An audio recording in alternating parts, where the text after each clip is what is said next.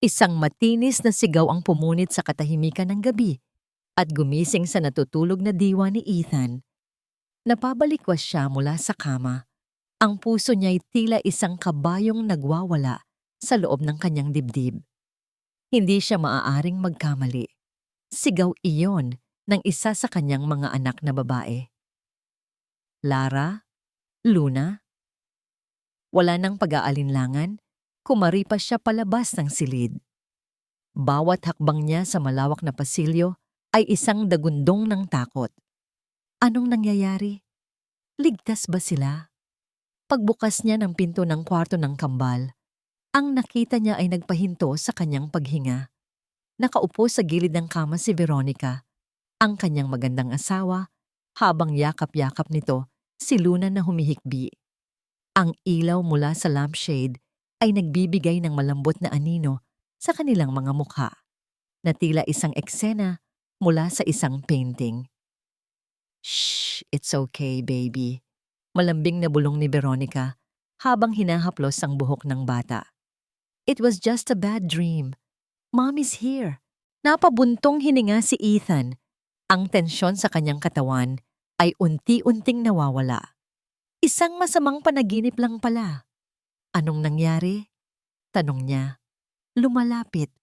Tumingala si Veronica, isang ngiti ng pag-aalala ang nasa kanyang mga labi.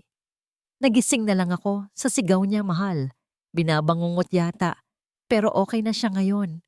Tumango si Ethan, pinagmasdan ng asawa na may paghanga. Mula nang pumanaw ang kanyang unang asawa, naiwan siyang wasak at mag-isa sa pagpapalaki sa kambal. Ang pagdating ni Veronica ay parang isang biyaya mula sa langit. Maganda, mabait, at tila perpektong ina para sa kanyang mga anak. Mas maaga lang kaninang umaga, sa kanilang agahan, pinagmamasdan niya ang kanyang pamilya at nakaramdam siya ng matinding pasasalamat.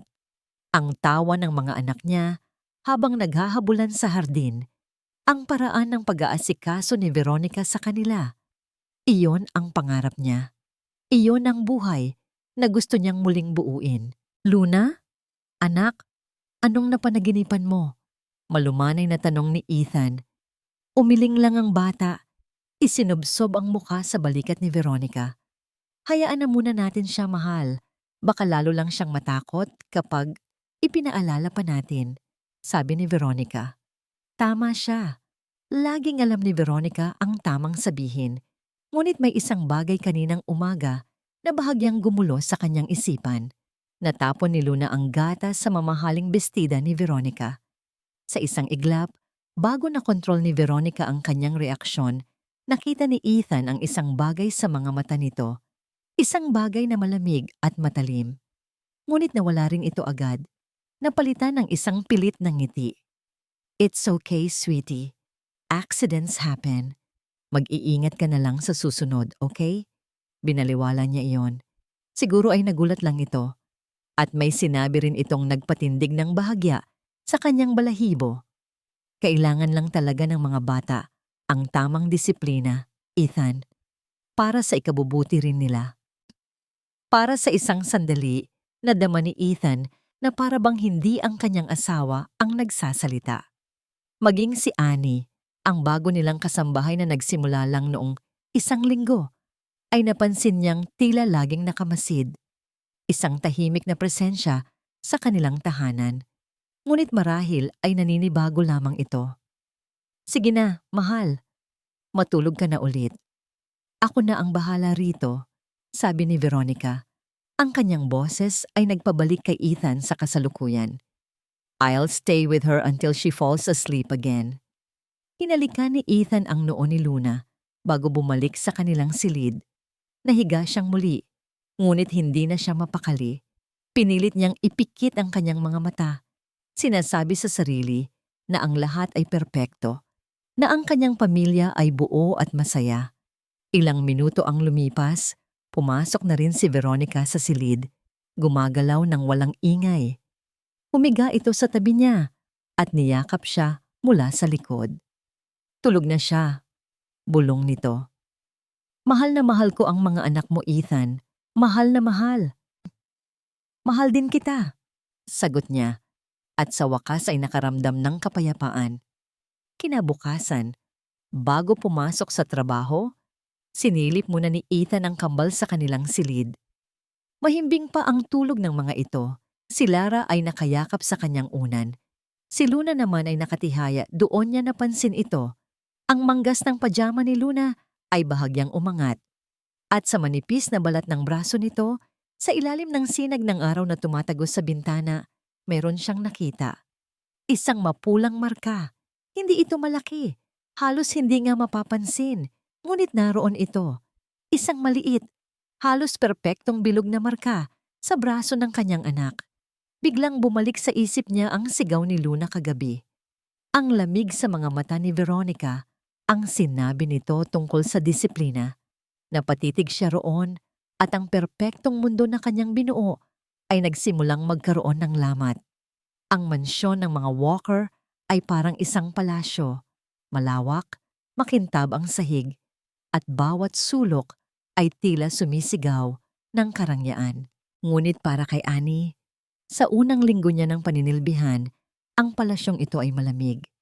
Isang malamig at tahimik na lugar, lalo na kapag nakaalis na ang nag-iisang araw nito. Si Sir Ethan. May dalawang klase ng Veronica Walker. Ang una ay ang Veronica na nakikita ni Sir Ethan. Isang anghel na may matamis na ngiti, malambing na boses, at walang kapagurang pag-aasikaso sa asawa at mga anak-anakan. Siya ang humahalik sa noo ng kambal bago pumasok sa eskwela, ang naghahanda ng paboritong kape ng kanyang asawa. Ngunit kapag ang mamahaling sasakyan ni Sir Ethan ay lumabas na ng gate, lumalabas din ang pangalawang Veronica. Ang kanyang mga ngiti ay nawawala. Ang kanyang boses ay nawawalan ng lambing at nagiging kasing talim ng kutsilyo. Ang kanyang mga mata, na puno ng pagmamahal kanina, ay nagiging mata ng isang agilang nagmamasid sa kanyang teritoryo, handang manila anumang oras. At ang unang naging biktima ng pagbabagong ito ay si Annie. Annie, tawag ni Veronica mula sa kanyang study. Malamig, walang emosyon. Dali-daling pumasok si Annie, nakayuko. Yes, ma'am? Nakaupo si Veronica sa likod ng isang malaking mesa na gawa sa mahogany. Ang kanyang mga daliri ay nakakrus sa ibabaw nito. May mga patakaran ako sa bahay na ito at gusto kong malinaw ang lahat sa'yo. Tumango si Annie. Opo, ma'am. Una, ayokong may nakikialam sa mga gamit ko. Pangalawa, gawin mo lang ang trabaho mo. At pangatlo, tumigil si Veronica at tinitigan siya ng diretso sa mata. Huwag kang maging masyadong malapit sa mga bata. I am their mother.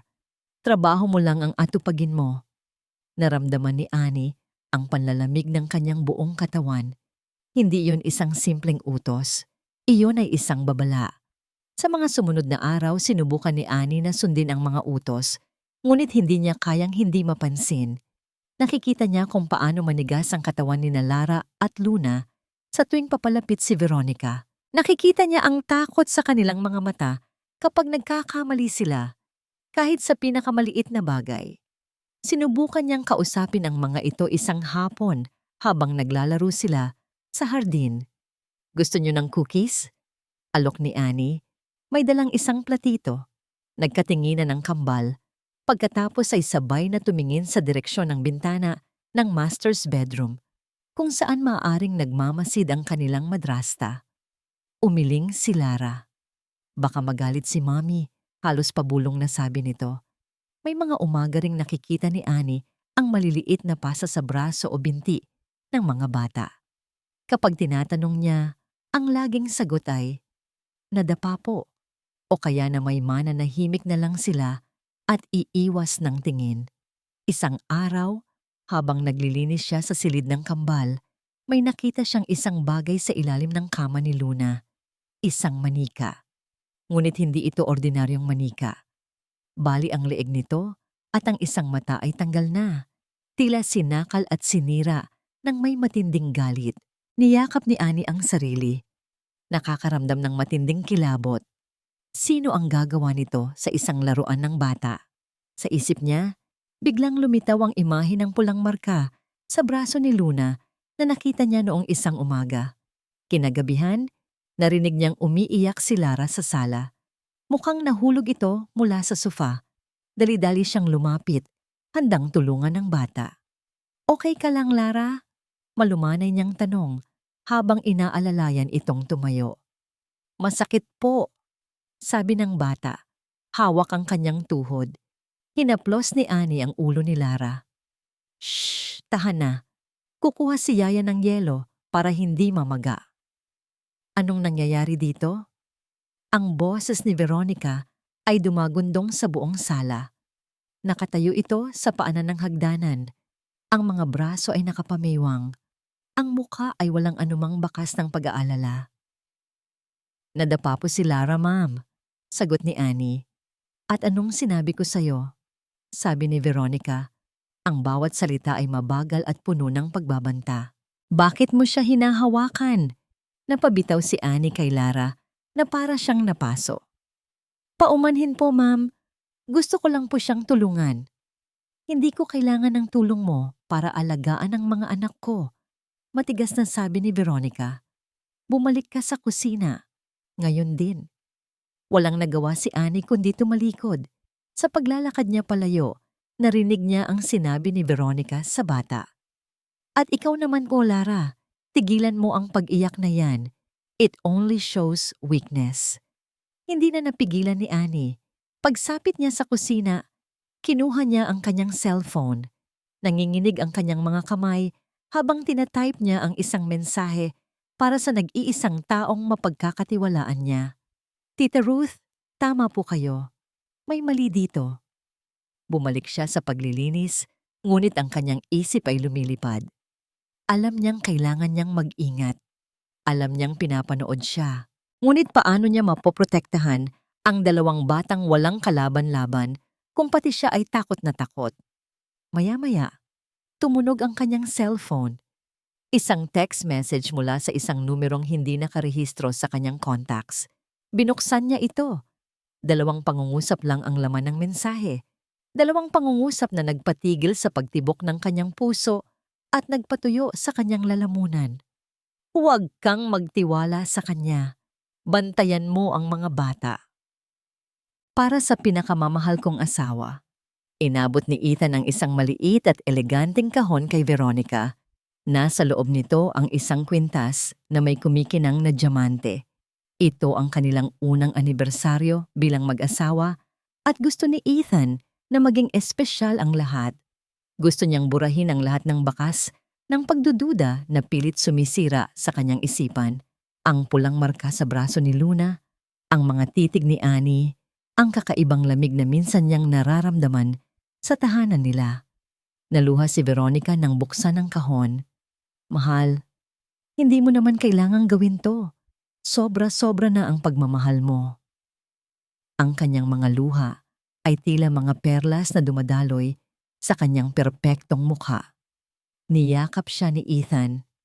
Ito ang totoo. Ang pagmamahal na ito, ang lahat ng iba pa, ay imahinasyon lang niya. Pagod lang siguro siya sa trabaho. Masyado lang siyang nag-iisip. Upang patunayan sa kanyang sarili na tama siya, nag-organisa siya ng isang maliit na salo-salo sa kanilang bahay. Ilang malalapit na kaibigan at business partners gusto niyang ipagmalaki ang kanyang pamilya. Ang kanyang perpektong asawa. Naging masaya ang simula ng gabi.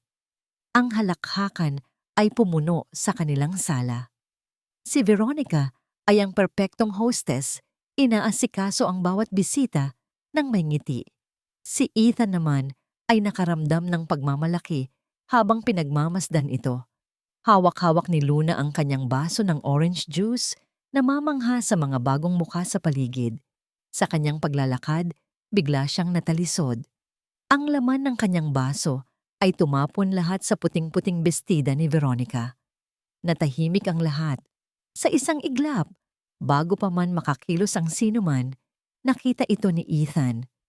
Isang kislap ng purong galit sa mga mata ng kanyang asawa. Ang kanyang panga ay nanigas, ang kanyang mga kamay ay ikinuyom sa kanyang gilid. Ang maskara ay nahulog sa loob lamang ng 1 segundo. Ngunit kasing bilis ng pagkahulog nito, ay isinuot din niya itong muli. Isang malambot na tawa ang kumawala sa mga labi ni Veronica. "Oh my sweet girl, ayos lang yan. Lumuhod ito para magpantay sila ng bata. Aksidente lang yon. Huwag ka nang mag-alala, okay?"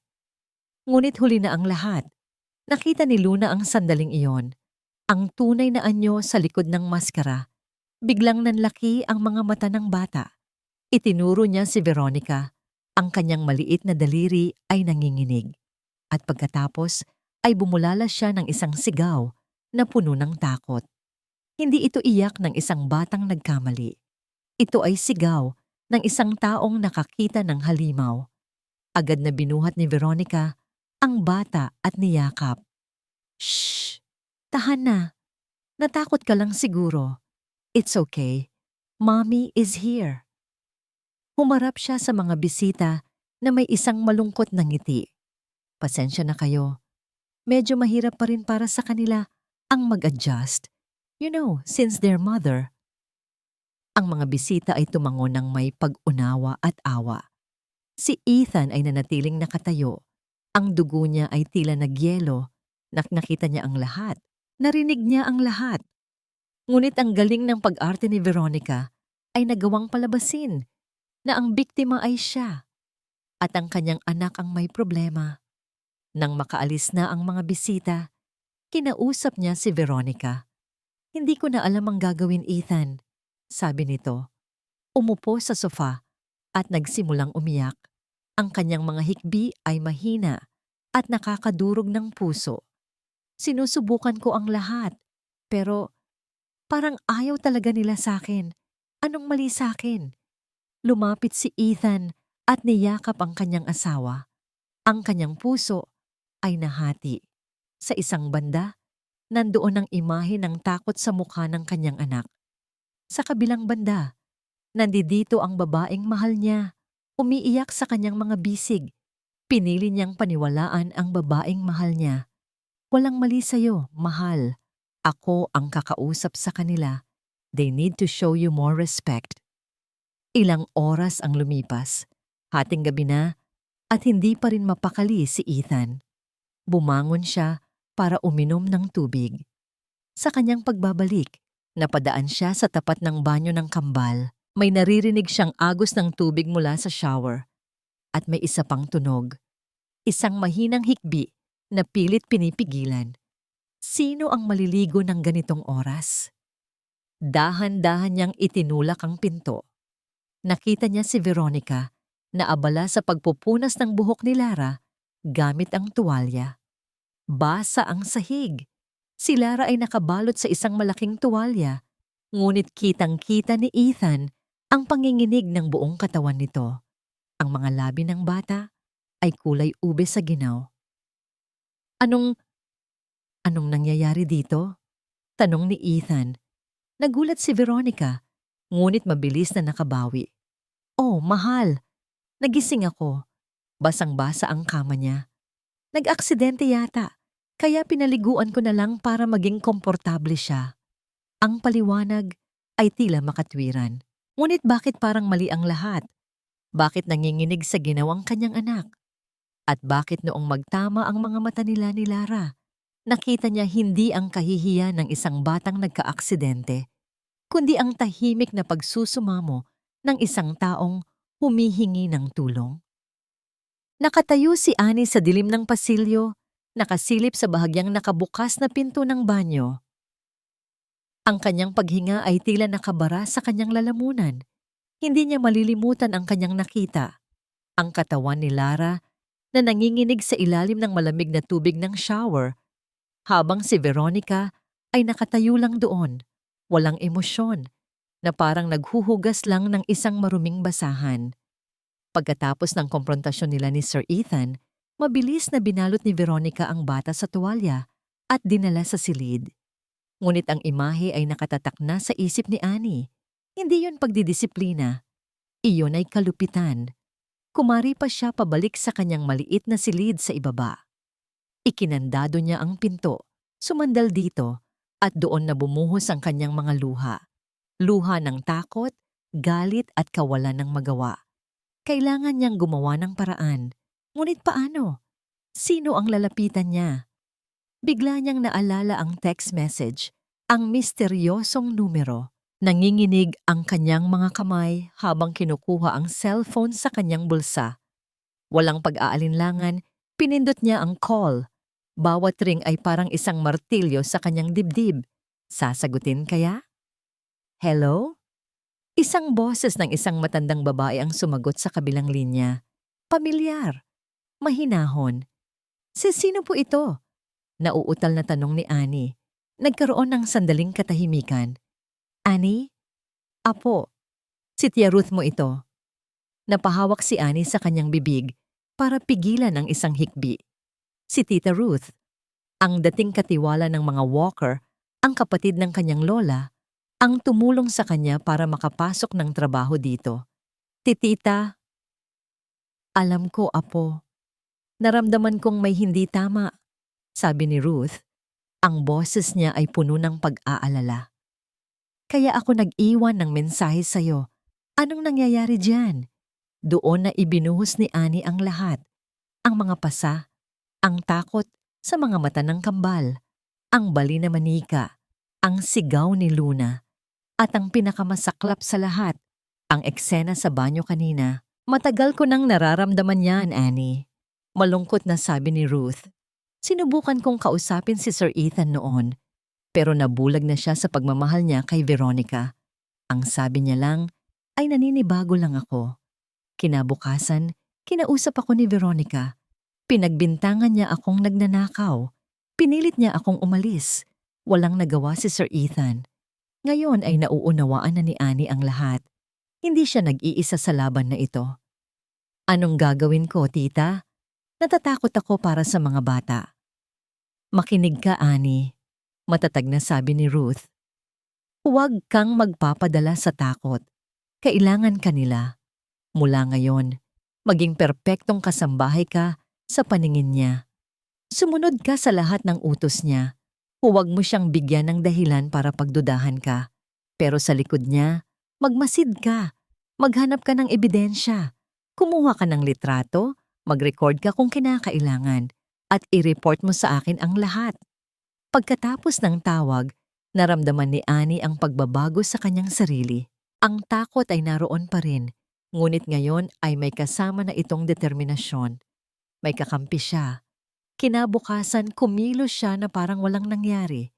Mas naging masipag siya sa paglilinis, mas mabilis sa pagsunod sa utos ni Veronica. Ngunit ang kanyang mga mata at tainga ay mas bukas kaysa dati.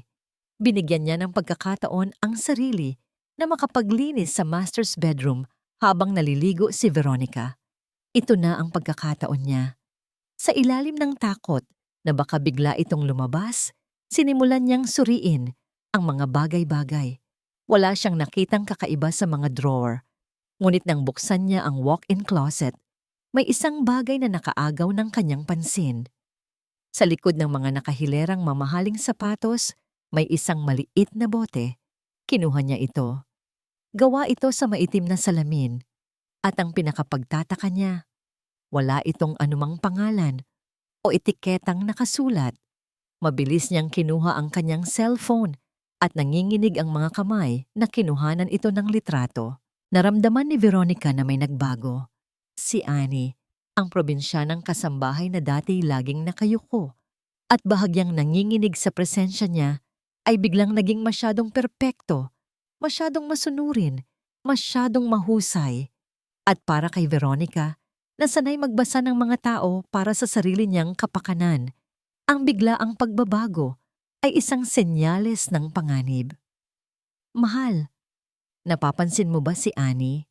Tanong niya kay Ethan isang gabi habang sila'y naghahapunan.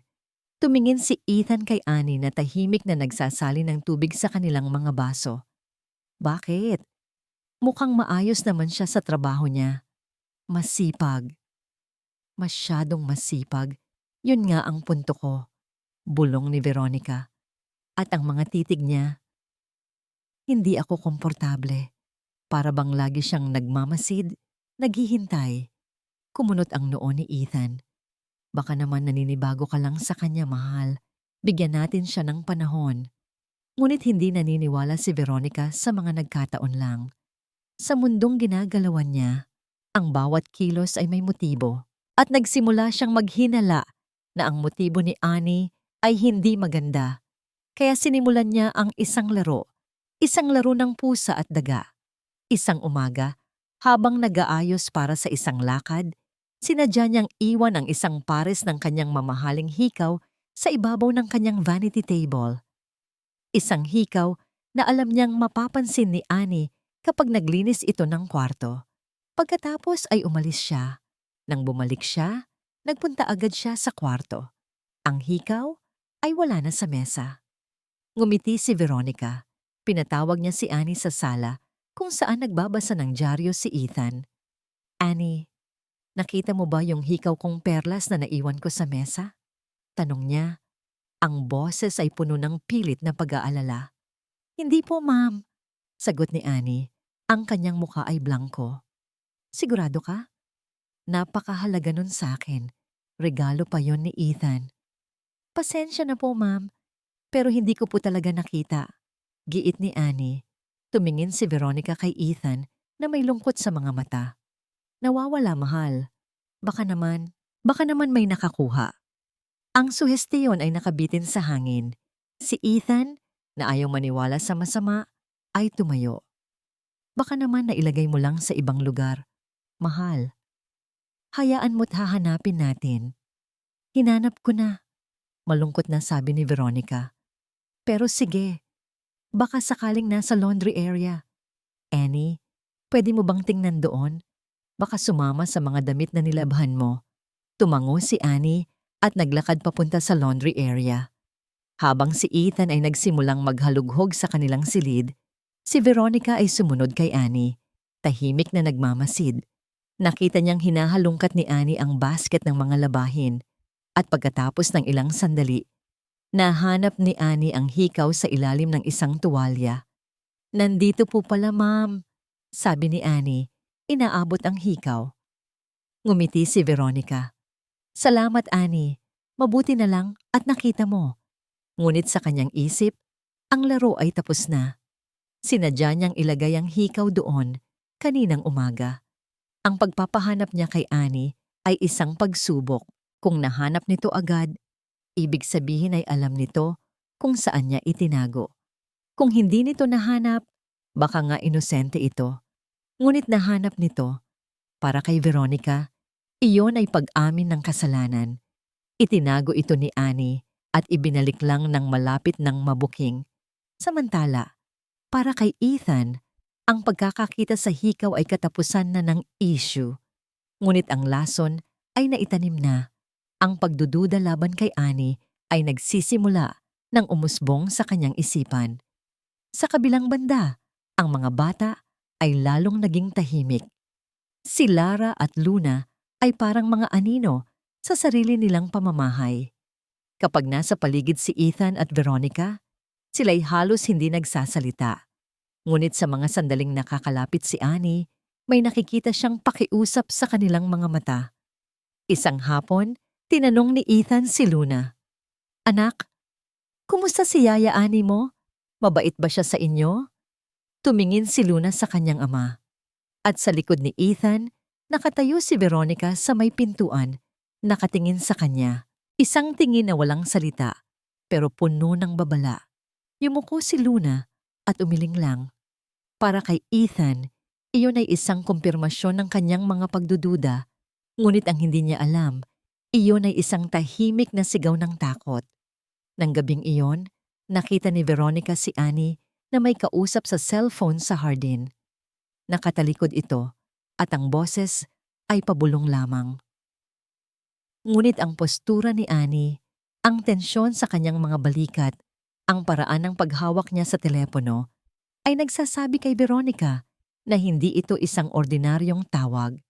Pumasok siya sa loob at sinalubong si Ethan. Mahal, sabi niya. Ang kanyang boses ay puno ng bagong pag-aalala. Nakita ko si Annie sa labas May kausap sa telepono. Mukhang kahina-hinala ang mga kilos niya. Hindi kaya, hindi kaya may plano siyang masama laban sa atin? Dumating ang sagot ni Tita Ruth makalipas ang 2 araw. Ang laman ng text message ay maikli, ngunit nagpadagundong sa buong mundo ni Annie. Diazepam, mataas na dosis, pampakalma at pampatulog, delikado sa bata. Itago mo ang ebidensya, Annie. Doblehin mo ang pag-iingat. Napatitig si Annie sa screen ng kanyang cellphone. Ang kanyang mga daliri ay nanlalamig. Diazepam, isang malakas na gamot. Biglang nagkaroon ng kahulugan ang lahat. Ang madalas na pagiging antukin ng kambal. Ang kanilang kawalan ng sigla. Ang mga pagkakataong sinasabi ni Veronica na nilalagnat lang sila o pagod sa eskwela. Hindi sila pagod, nilalason sila. Mula sa sandaling iyon, ang takot na nararamdaman ni Annie Ongni ay napalitan ng isang mapanganib na urgensya. Hindi na ito simpleng pagmamaltrato. Ito ay isang mabagal at kalkuladong pagtatangkang patayin ang mga bata. Kinahapunan, habang abala si Veronica sa pakikipag-usap sa telepono sa kanyang study, naghanda ito ng merienda para sa kambal. Gatas at cookies. Annie, pakidala ito sa playroom. Utos ni Veronica. Hindi man lang inaalis ang tingin sa kanyang laptop. Dinala ni Annie ang tray, ngunit bago siya umalis ng kusina, may isang bagay na pumigil sa kanya. Ang paraan ng pagkakabantay ni Veronica sa kanya kanina habang nagtitimpla ito ng gatas. Ang maliit na ngiti sa labi nito. Alam niya. Nararamdaman niya. Mabilis siyang lumingon sa paligid, walang tao. Dahan-dahan niyang inilapag ang tray sa counter. Nanginginig ang kanyang mga kamay. Pumatak ang isang butil ng pawis mula sa kanyang noo. Kumuha siya ng 2 malinis na baso mula sa lalagyan. Sa bilis na hindi niya akalaing kaya niyang gawin, isinalin niya ang gatas mula sa orihinal na baso papunta sa mga bago. Ang 2 basong may lason ay maingat niyang itinago sa ilalim ng lababo sa likod ng basurahan. Pagkatapos ay dinala niya ang tray na may malinis na gatas sa playroom. Sinalubong siya ng matamlay na mukha ni Lara at Luna. Inom na kayo, sabi niya. Sinisikap na gawing normal ang kanyang boses. Habang umiinom ang mga bata, si Annie ay bumalik sa kusina. Ang puso niya ay kumakarera. Kailangan niya ng pruweba. Kailangan niyang makunan ng video ang ginagawa ni Veronica. Kinabukasan, inulit ni Veronica ang gawain. Merienda, gatas. Ngunit ngayon, handa na si Annie. Itinago niya ang kanyang cellphone sa isang siwang sa pagitan ng mga nakasalansan na plato sa cabinet. Ang kamera ay nakatutok sa counter kung saan nagtitimpla si Veronica.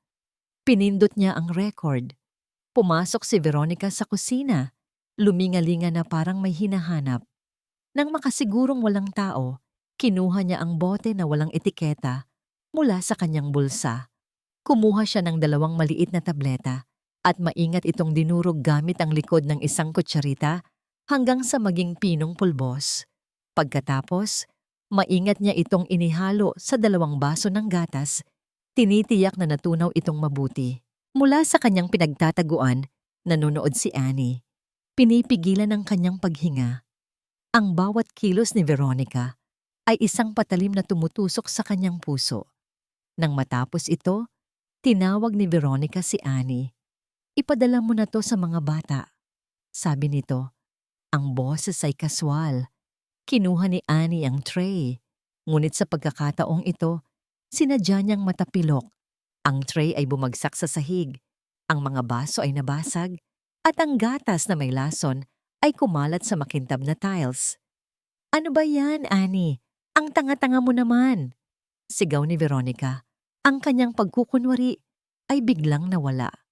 Sorry po, ma'am. Sorry po. Madulas po kasi.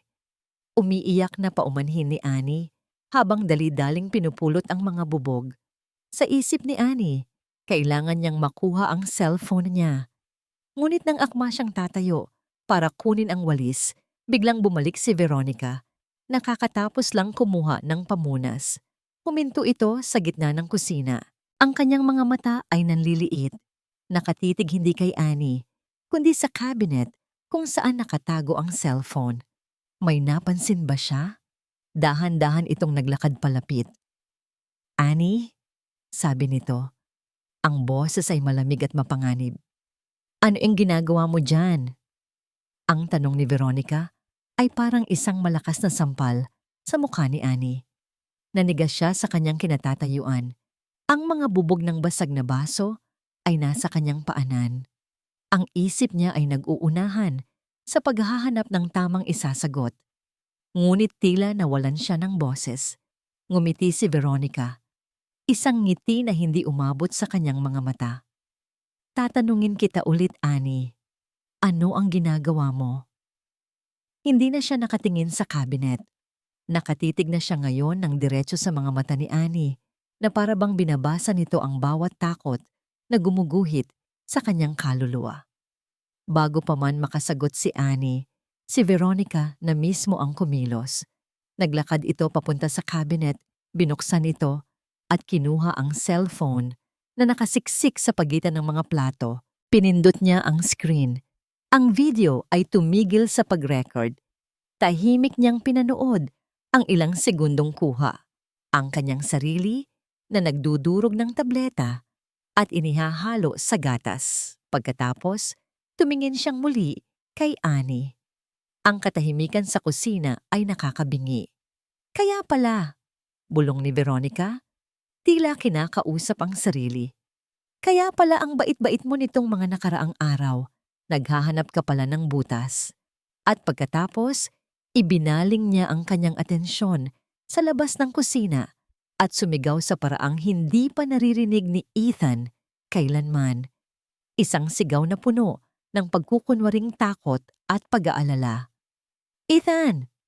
Mahal! Tulong!" Si Ethan, na nasa study lang, ay kumaripas ng takbo papunta sa kusina. Ang nakita niya ay isang eksenang puno ng kaguluhan. Basag na babasagin sa sahig, si Annie na namumutla at nanginginig, at ang kanyang asawa na may hawak na cellphone. Ang mukha ay larawan ng isang taong nabigla at nasaktan. "Anong nangyayari dito?" "Veronica." "Anong—" "Siya, Ethan. Siya." Sabi ni Veronica. Ang boses ay nanginginig habang itinuturo si Annie. "Nakita ko siya. May inilalagay siya sa gatas ng mga bata. At nang tanungin ko siya, sinadya niyang ibagsak ang tray para itago ang ebidensya. Tingnan mo ito." Inabot niya ang cellphone kay Ethan. Pinanood ni Ethan ang video, ngunit ang konteksto ay baliktad na. Ang nakikita niya ay hindi isang madrasta na lumalason sa kanyang mga anak, kundi isang kasambahay na nagtatangkang gumawa ng masama. Ayon sa bersyon ni Veronica. Hindi po totoo yan, sir." Naiiyak na pakiusap ni Annie. Ang kanyang boses ay halos hindi marinig. "Si Ma'am Veronica po. Siya po ang may gawa niyan." "Sinungaling!" Sigaw ni Veronica. Ang mga luha ay bumubuhos na ngayon sa kanyang mga mata. "Bakit ko naman gagawin yan sa mga anak ko, ha? Anong motibo ko? Ikaw ang may masamang balak. Siguro may nag-utos sa'yo. Siguro gusto ninyong kidnapin ang mga anak ko." Ang bawat salita ni Veronica ay isang matibay na pako na lalong nagbaon kay Annie sa hukay. Ang kanyang paliwanag ay mas kapani-paniwala. Ang kanyang pag-arte ay perpekto. Tumingin si Ethan mula sa umiiyak niyang asawa papunta kay Annie. Sa kanyang isip, nag-uunahan ang mga alaala. Ang mga babala ni Veronica tungkol sa kahina-hinalang kilos ni Annie, ang pagkawala ng hikaw, ang pagiling ni Luna nang tanungin niya tungkol sa yaya nito. Ang lahat ng piraso ay nagdugtong-dugtong sa isip ni Ethan para buuin ang maling larawan. "Sir, maniwala po kayo sa akin." Pagmamakaawa ni Annie. "Umalis ka na," sabi ni Ethan. Ang kanyang boses ay malamig at walang emosyon, puno ng galit at pagkadismaya. "Pero sir, sinabi kong umalis ka na." Sigaw niya, ang kanyang boses ay umalingaw-ngaw sa buong bahay. "Get out of my house, now!" Walang nagawa si Annie. Ang mga salita ni Ethan ay parang isang pader na hindi niya kayang gibain. Si Lara at Luna, na naakit ng sigawan, ay nakatayo sa may pintuan ng kusina. Ang kanilang mga muka ay basang-basa sa luha. Nakatingin sila kay Annie. Ang kanilang mga mata ay puno ng takot at pasasalamat. Ngunit wala silang lakas ng loob na magsalita. Habang naglalakad si Annie palabas ng mansyon, hinahatak ang kanyang maliit na bag. Sa ilalim ng malakas na buhos ng ulan, naramdaman niya ang ganap na pagkatalo. Nabigo siya. Iniwan niya ang mga bata sa kamay ng isang halimaw. Nang nasa labas na siya ng gate, nanginginig sa ginaw at sa sama ng loob. Tumunog ang kanyang cellphone. Isang hindi pamilyar na numero. Sinagot niya ito. "Hello?" Isang magaspang na boses ng lalaki ang sumagot. "Narinig ko na wala ka na raw trabaho. Isang babala lang, miss. Layuan mo ang pamilyang Walker kung gusto mo pang mabuhay." Ang tawag ay biglang pinutol.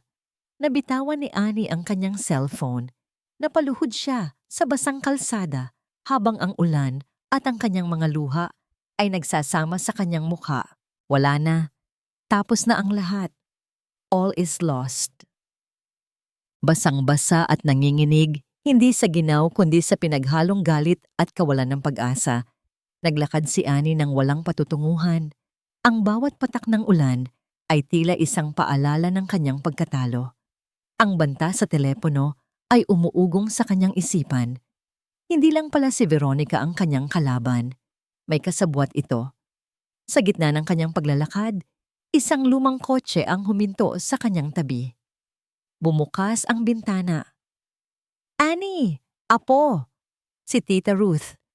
Ang kanyang mukha ay puno ng pag-aalala. "Halika na. Sumakay ka na. Kanina pa kita tinatawagan." Pumasok si Annie sa loob ng kotse at doon na siya tuluyang humagulgol. Ikinuwento niya ang lahat. Ang pagkahuli sa kanya, ang pagbabaliktad ni Veronica sa kwento, ang pagpapaalis sa kanya ni Sir Ethan, at ang tawag na nagbabanta sa kanyang buhay. "Alam ko," mahinahong sabi ni Ruth habang pinapatakbo ang sasakyan. "Tumawag sa akin ang isa sa mga natitirang kaibigan kong hardinero dyan. Narinig daw niya ang sigawan. Inaasahan ko nang mangyayari ito." Dinala ni Ruth si Annie sa isang maliit at ligtas na apartment na pag-aari ng isang kaibigan.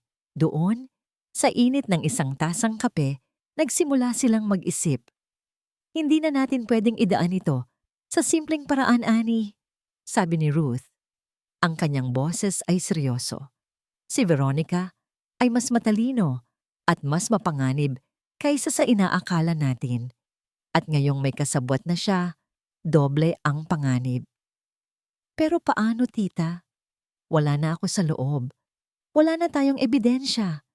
Ang video ay siguradong binura na niya," sabi ni Annie, nawawalan ng pag-asa. "Ang video ay nawala, pero ang alaala ay hindi," giit ni Ruth. "Kailangan nating pilitin si Sir Ethan na makita ang katotohanan gamit ang sarili niyang mga mata. Hindi na siya maniniwala sa salita ng iba. Kailangan niyang masaksihan mismo ang kasamaan ng asawa niya." Doon, nagsimulang mabuo ang isang plano. Isang plano na mapanganib at nangangailangan ng perpektong tiyempo.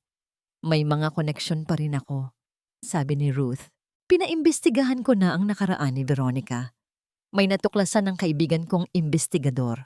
May dati siyang nobyo, isang mayaman ding byudo na namatay dahil sa atake sa puso.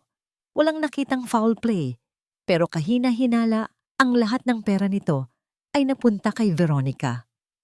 Kaya pala nagmamadali siyang makuha ang yaman ni Sir Ethan," sabi ni Annie. "At ang lalaking tumawag sa'yo," dagdag ni Ruth, "sigurado akong kasabwat niya yon. Marahil ay kapatid o dating partner in crime. At kung nagbabanta na sila, ibig sabihin ay nauubusan na sila ng pasensya. Mas magiging padalos-dalos sila. Iyon ang magiging alas nila, ang pagiging padalos-dalos ni Veronica. May isa akong bagay na naiwan doon," biglang sabi ni Annie. Isang bagay na mahal ni Luna. Ano yon? Ang luma niyang teddy bear, si Barnaby. Palagi niya iyong yakap-yakap.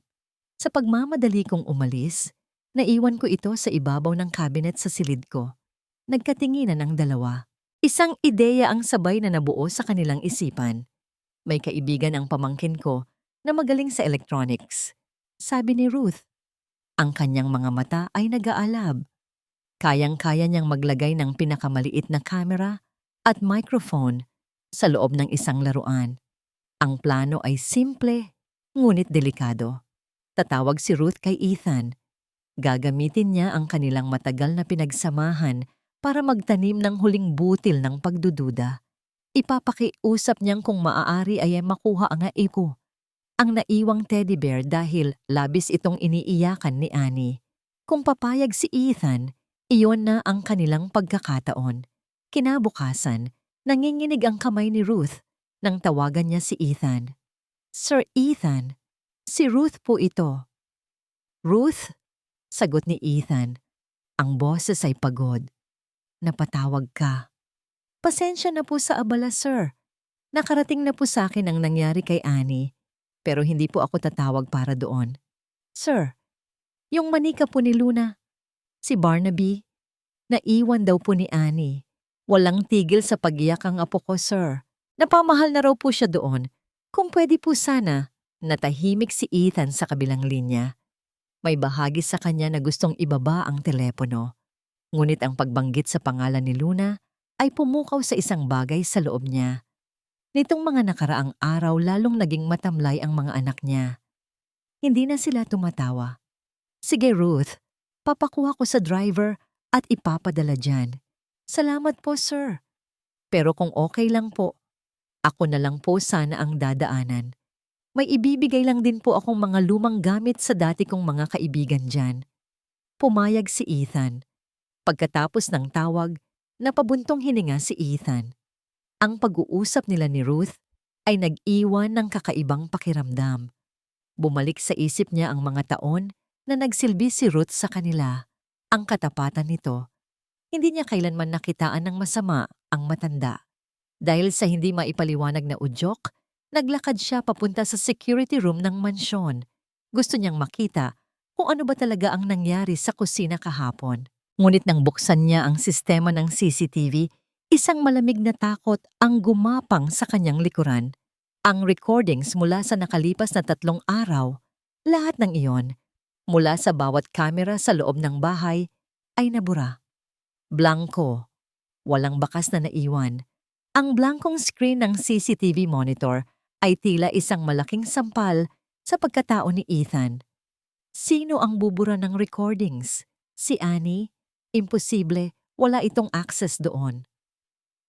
Ang mga security personnel, may mahigpit na protocol. Isa lang ang natitirang sagot, si Veronica. Bakit niya buburahin ang ebidensya na magpapatunay na si Annie ang may kasalanan? Maliban na lang kung ang video ay nagpapakita ng ibang katotohanan. Ang butil ng pagdududa na itinanim ni Ruth ay biglang nag-ugat at lumaki sa loob ng isang iglap. Ang lahat ng maliliit na piraso ng palaisipan ay nagsimulang magkasya sa kanilang tamang lugar. Ang takot sa mata ng kanyang mga anak, ang lamig ni Veronica, ang mga pasayaang nanginginig na katawan ni Lara sa banyo, pinagpawisan ng malamig si Ethan. Nagkamali ba siya? Ang babaeng pinakasalan niya, ang babaeng pinagkatiwalaan niya sa buhay ng kanyang mga anak. Sino ba talaga ito? Kailangan niyang malaman ang katotohanan. Ngayong gabi, kinahapunan, dumating si Ruth para kunin ang teddy bear. Nagbatian sila ni Ethan, pilit at awkward. Habang papaalis si Ruth, may sinabi itong huling mga salita. Mahal na mahal po kayo ng mga anak ninyo, sir. Minsan, sa mata lang po nila makikita ang mga sagot na hindi masabi ng kanilang mga bibig. Pagkaalis ni Ruth, sinabi ni Ethan kay Veronica na may biglaang business emergency sa Cebu. Kailangan niyang umalis agad at baka 2 araw siyang mawawala. Hinalikan niya ito sa pisngi, sinubukang maging normal, kahit na ang puso niya ay parang sasabog. Nagpahatid siya sa airport Ngunit sa halip na pumasok sa departure area, sumakay siya ng taxi at bumalik sa isang hotel malapit sa kanilang subdivision. Samantala, sa apartment, ikinabit na ng pamangkin ni Ruth ang high-tech na camera sa mata ng teddy bear. Ibinigay ni Annie ang laruan sa driver ni Ethan para isauli kay Luna. Nang gabing iyon, sa kanyang madilim na hotel room, binuksan ni Ethan ang isang secure link na ipinadala ni Ruth sa kanyang cellphone. Ang screen ng kanyang telepono ay nagpakita ng isang live feed. Ang view ay medyo mababa at nanginginig. Nakikita niya ang sahig ng playroom. Si Luna ay yakap-yakap ang teddy bear. Ang puso ni Ethan ay nadurog. Na-miss niya ang mga anak niya. Luna! Lara! Halika na rito! Ang boses ni Veronica ay pumasok sa eksena. Walang anumang lambing, malamig at nangingibabaw. Bakit niyo na naman kinalat ang mga laruan ninyo? Sabi ni Veronica. Ang kanyang mamahaling sapatos ay nakikita na ngayon sa kamera. Hindi ba sinabi ko sa inyo na ayusin niyo yan pagkatapos niyong maglaro? Mga walang silbing bata. Narinig ni Ethan ang mahinang hikbi ni Lara. Ang dugo niya ay nagsimulang kumulo. Manahimik ka, sigaw ni Veronica. Sawang-sawa na ako sa pag-iyak ninyo. Mga panggulo kayo sa buhay ko. Kung hindi lang dahil sa inyo, matagal nang sa akin ang lahat. Pagkatapos ay narinig ni Ethan ang tunog ng telepono. Si Veronica ay may kausap. Oo, ako na ang bahala, sabi ni Veronica sa kausap nito. Nakaalis na si Ethan. Ngayong gabi, tatapusin ko na to. Doblehin ko ang dosis. Kinaumagahan, isa na lang itong malungkot na aksidente. Ang kambal, nagkasakit at sabay na binawian ng buhay. Kawawang Ethan, wala siyang magagawa, kundi ang sumandal sa nag-iisa niyang asawa. Hindi na makahinga si Ethan. Ang bawat salita ay isang saksak sa kanyang puso. Ito na. Ang katotohanan, mas masahol pa sa kanyang pinakamasamang bangungot. Sige na, tama na yan, sabi ni Veronica pagkatapos ng tawag. Oras na para matulog. Hinila niya ang dalawang bata na ngayon ay pareho ng umiiyak. Ang view mula sa camera ay naging magulo habang daladala ni Luna ang teddy bear. Pumasok sila sa banyo ng mga bata. Inilapag ni Luna ang laruan sa ibabaw ng lababo. Ang camera ngayon ay may perpektong view ng buong eksena. Binuksan ni Veronica ang shower. Malamig na tubig. Mga salot kayo, sigaw ni Veronica habang tinutulak ang dalawang bata sa ilalim ng rumaragasang tubig. Sana hindi na lang kayo ipinanganak. Hindi na kinaya ni Ethan. Ibinagsak niya ang kanyang cellphone. Tumakbo siya palabas ng hotel, sumakay sa kanyang sasakyan at pinaharurot ito pauwi na parang isang baliw. Ang tanging nasa isip niya ay ang mga sigaw ng kanyang mga anak. Pagdating niya sa bahay, hindi na niya pinansin ang gate. Ibinangga niya ito. Tumakbo siya papasok. Sinisipa ang pinto para bumukas. Veronica. Ang sigaw niya ay umalingaw-ngaw sa buong mansyon. Isang sigaw ng isang ama na handang pumatay para sa kanyang mga anak. Tinakbo niya ang hagdanan, dalawang baitang sa bawat hakbang. Palapit na siya sa banyo. Naririnig na niya ang mga iyak. Naririnig niya ang malakas na buhos ng tubig. At naririnig niya ang boses ni Veronica. Manahimik kayo. Ito na ang katapusan ninyo. Sinipa ni Ethan ang pinto ng banyo. Ang tunog ng nababasag na kahoy ay dumagundong. Mas malakas pa sa agos ng tubig mula sa shower. Ang eksenang tumambad sa kanya ay isang imahe mula sa impyerno na habambuhay na masusunog sa kanyang alaala. Sa loob ng shower stall, ang kanyang dalawang anak na babae, si Lara at Luna, ay magkayakap, nanginginig, at basang-basa. Ang kanilang mga mukha ay puno ng takot na hindi kayang ilarawan ng kahit anong salita. At nakatayo sa harap nila na parang isang demonyo, si Veronica. Ang kanyang mukha ay nababalutan ng galit. Ang isang kamay ay mahigpit na nakahawak sa buhok ni Lara. Nag-angat ng tingin si Veronica. Ang galit sa kanyang mukha ay napalitan ng ganap na pagkabigla. Ang kanyang bibig ay bahagyang bumuka. Ethan, anong ginagawa mo dito? Akala ko, bitawan mo ang mga anak ko, sabi ni Ethan. Ang kanyang boses ay hindi pa sigaw. Ito ay kalmado. Isang nakakakilabot na kalmado na mas masahol pa sa anumang sigaw. Nabitiwan ni Veronica ang buhok ni Lara na para siyang napaso. Mahal, magpapaliwanag ako. Hindi ito ang iniisip mo. Nagiging suwail na naman sila. Kailangan lang nila ng disiplina. Tinuturuan ko lang sila ng leksyon. Hindi gumalaw si Ethan. Ang kanyang mga mata ay nakapako kay Veronica. Narinig ko ang lahat, sabi niya. Dahan-dahan, bawat salita ay tila isang bato. Narinig ko ang usapan niyo sa telepono. Narinig ko ang lahat. Sa sandaling iyon, nakita ni Ethan ang pagbabago sa mukha ng kanyang asawa. Ang pagkukunwaring pag-aalala ay nawala. Ang pagkabigla ay naglaho. Ang natira ay isang bagay na purong kapaitan at galit. Para bang isang magandang maskara, ang biglang nabasag at nahulog. Inilalantad ang tunay na halimaw sa ilalim nito. Tumawa si Veronica. Hindi ito isang ordinaryong tawa. Ito ay isang tawa na walang saya. Isang tawa na puno ng kabaliwan at pagkatalo. Ah, sabi niya, dahan-dahang tumatango. Kaya pala, isang bitag, isang napakagandang bitag, at ako, na laging nag-iingat ay nahulog. Mabilis na kumilos si Ethan. Pumasok siya sa shower stall at hinila papalayo ang nanginginig na kambal. Hinubad niya ang kanyang coat at ibinalot sa dalawang bata. Niyakap sila ng mahigpit. Okay na, bulong niya sa mga ito. Nandito na si Papa. Ligtas na kayo. Ligtas? Muling tumawa si Veronica. Saan sila ligtas, Ethan? Sa'yo. Ikaw na walang nakita. Ikaw na handang maniwala sa lahat ng kasinungalingan ko dahil lang sa maganda ako at sinasabi ko ang mga bagay na gusto mong marinig. Ikaw ang nagpabaya sa kanila. Hindi ako. Humarap si Ethan sa kanya. Ang mga mata ay nag-aapoy sa galit. Manahimik ka. Bakit? Dahil totoo? Lumapit si Veronica.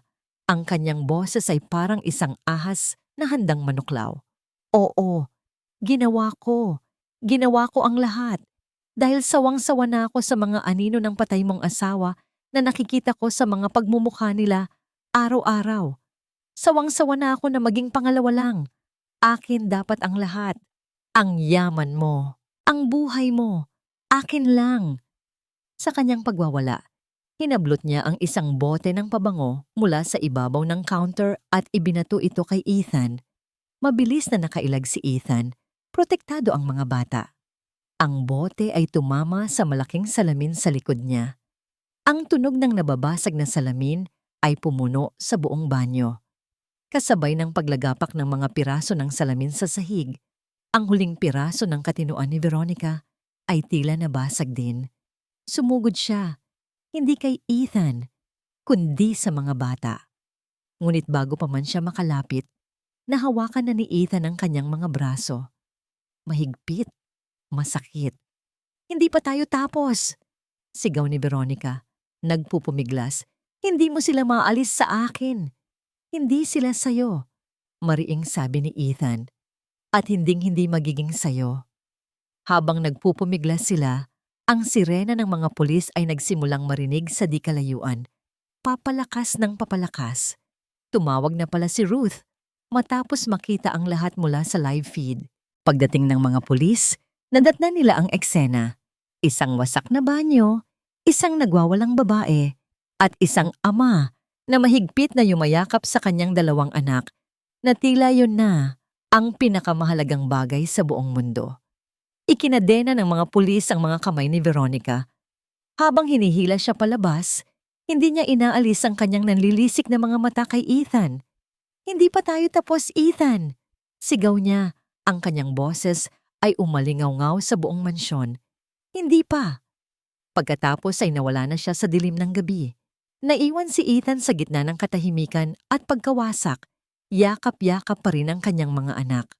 Ang salamin sa kanyang likuran ay basag, tulad ng kanyang puso at ng pamilyang pinangarap niyang buuin.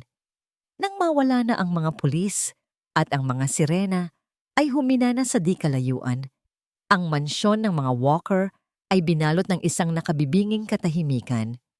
Para kay Ethan, ang bawat sulok ng bahay ay tila sumisigaw ng mga alaala ng kasinungalingan at pagkakanulo. Ang bango ng pabango ni Veronica ay naroon pa rin sa hangin, isang mabangong lason na nagpapaalala sa kanya ng kanyang naging katangahan. Matapos patahanin at patulugin ang kambal sa kanilang silid, umupo si Ethan sa sala, sa gitna ng dilim. Hindi niya binuksan ang ilaw. Ang kadiliman ay tila isang kumot na nagbibigay sa kanya ng bahagyang kaginhawaan. Itinatago siya mula sa katotohanang napakasakit harapin. Paano niya hindi nakita? Paano siya naging ganito kabulag? Ang mga tanong ay paulit-ulit na umiikot sa kanyang isipan. Bawat isa ay isang matulis na patalim na lalong sumusugat sa kanyang puso. Ang pagmamahal na inakala niyang tunay ay isa palang palabas. Ang pamilyang pinangarap niyang buuin ay isang kastilyong buhangin na tinangay ng isang alon ng katotohanan. Kinabukasan, dumating si Ruth at si Annie. Hindi sila kumatok. Pumasok na lang sila. Dala-dala ang isang mainit na sabaw at isang pag-unawang hindi kailangan ng salita. Nakita nila si Ethan sa parehong posisyon, gising magdamag. Ang mga mata ay nakatitig sa kawalan. "Sir," mahinang tawag ni Ruth. Tumingin si Ethan sa kanila. Ang kanyang mga mata ay puno ng isang emosyon na hindi pa nakikita ni Annie dati. Isang pinaghalong pagsisisi, kahihiyan, at pasasalamat. "Ruth, Annie," sabi niya. Ang kanyang boses ay paos. "Patawad," umiling si Annie. "Wala po kayong kasalanan, sir." "Hindi," giit ni Ethan. "Kasalanan ko. Hindi ko kayo pinakinggan. Hindi ko pinrotektahan ang mga anak ko." Doon, sa unang pagkakataon, bumuhos ang mga luha ng makapangyarihang si Ethan Walker. Hindi luha ng galit, kundi luha ng isang amang nasasaktan para sa kanyang mga anak. Ang mga sumunod na araw ay naging malabo. Sinimulan ni Ethan ang proseso ng pagsasampa ng kaso at pag-annul ng kanyang kasal kay Veronica. Ngunit ang legal na laban ay mas madali kumpara sa laban na kinakaharap niya sa loob ng sarili niyang pamamahay. Sina Lara at Luna ay nagbago. Hindi na sila umiiyak, ngunit hindi na rin sila nagsasalita. Para silang mga manika na gawa sa babasaging salamin, anumang malakas na tunog o biglaang kilos ay nagpapataranta sa kanila. Madalas silang nagigising sa gabi, sumisigaw, dahil sa masamang panaginip. Sinubukan ni Ethan na kausapin sila, ngunit sa tuwing lalapit siya, bahagya silang umaatras. Ang kanilang ama, ang dapat sana'y kanilang tagapagtanggol, ay ang siyang nagdala sa halimaw sa kanilang buhay. Ang tiwalang nawala ay hindi madaling ibalik. Si Annie at Ruth ang naging tulay. Sa tulong nila, unti-unting nasanay muli ang mga bata na may presensya ng pagmamahal sa paligid. Si Annie ang naghahanda ng kanilang pagkain, nagbabasa ng kwento, at simpleng umuupo lang sa kanilang tabi kapag sila'y natutulog. Isang hapon, habang naglalaro ang mga bata sa hardin, tahimik na pinapanood ni Ethan mula sa bintana.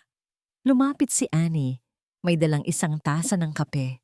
"Salamat, Annie," sabi ni Ethan. "Salamat sa lahat. Utang ko sa'yo ang buhay ng mga anak ko. Kung meron man akong pwedeng gawin." "Sir, sapat na po na makita kong muling ngumingiti ang mga bata." Sagot ni Annie. Tumango si Ethan. Isang maliit at malungkot na ngiti ang sumilay sa kanyang labi. "Annie, gusto kong humingi ng pabor. Hindi bilang amo mo, kundi bilang isang kaibigan. Pwede ka bang manatili? Kailangan kayo ng mga anak ko. Kailangan." Kailangan kita." Bago pa man makasagot si Annie, tumunog ang telepono ni Ethan, ang kanyang abogado.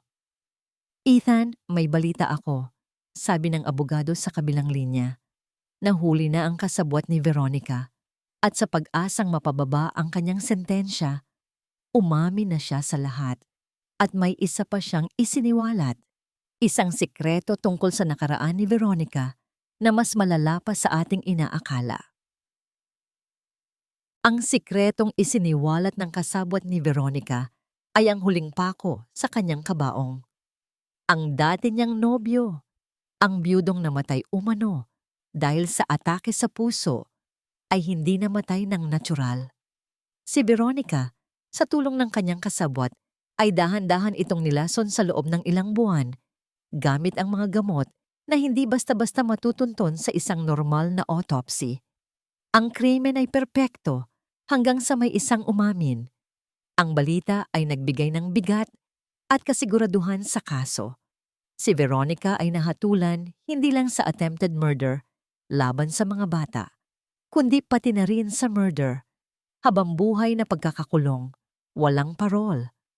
Ang kabanata ng kadiliman sa buhay ng mga Walker ay tuluyan ng nagsara. Lumipas ang ilang buwan. Ang mansyon na dating puno ng tensyon at takot ay unti-unti nang napupuno ng bagong hangin. Si Annie ay pumayag na manatili, hindi na bilang isang simpleng kasambahay, kundi bilang isang katiwala at isang tunay na kaibigan ng pamilya. Si Tita Ruth ay madalas ding dumadalaw, nagdadala ng mga lutong bahay at mga kwento mula sa kanyang kabataan. Pinabago ni Ethan ang buong master's bedroom. Itinapon niya ang lahat ng gamit na nagpapaalala kay Veronica. Ipinasara niya rin ang banyo ng kambal at ipinagawa ang isang bagong banyo na mas maliwanag at mas masaya ang disenyo. Ang bawat pagbabago ay isang hakbang palayo sa masakit na nakaraan. Inilaan ni Ethan ang lahat ng kanyang oras sa kanyang mga anak. Ibinenta niya ang kalahati ng kanyang shares sa kumpanya para magkaroon ng mas maraming oras para sa kanila. Binalikan nila ang mga dati nilang gawain na matagal nang nakalimutan, ang pagbabasa ng kwento bago matulog, ang pagpapalipad ng saranggola sa hardin tuwing linggo, ang simpleng pagkain ng ice cream habang nanonood ng cartoons. Isang hapon, habang nagdidilig si Ethan ng mga rosas sa hardin, narinig niya ang isang tunog na matagal na niyang hindi naririnig. Isang halakhak. Napalingon siya. Sina Lara at Luna ay naghahabulan sa damuhan, tumatawa ng malakas habang sinusubukan nilang hulihin ang isa't isa. Ang tunog na yon, para kay Ethan, ay mas matamis pa sa anumang musika.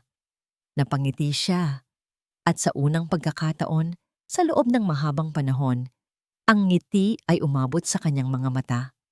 Naramdaman niya ang init ng araw sa kanyang balat at ang bigat sa kanyang dibdib ay tila gumaan. Lumapit si Annie, may dalang isang pitsil ng malamig na juice. "Mukhang masaya na po ulit sila," sabi nito. Nakangiti. "Oo," sagot ni Ethan. "Salamat sa'yo, Annie."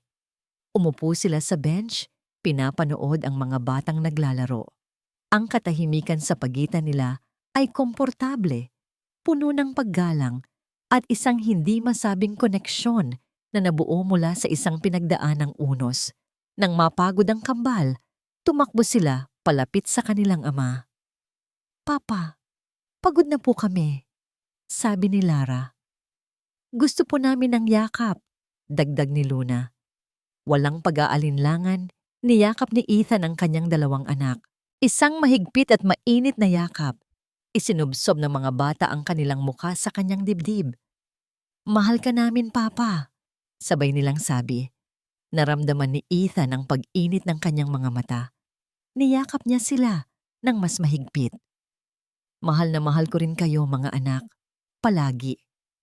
Sa sandaling iyon, habang yakap-yakap ang kanyang pinakamamahal na kayamanan, sa ilalim ng asul na langit, alam ni Ethan na ang paghilom ay hindi isang destinasyon, kundi isang paglalakbay. At sa tulong ng mga taong tunay na nagmamahal sa kanila, handa na silang harapin ang bawat bagong umaga.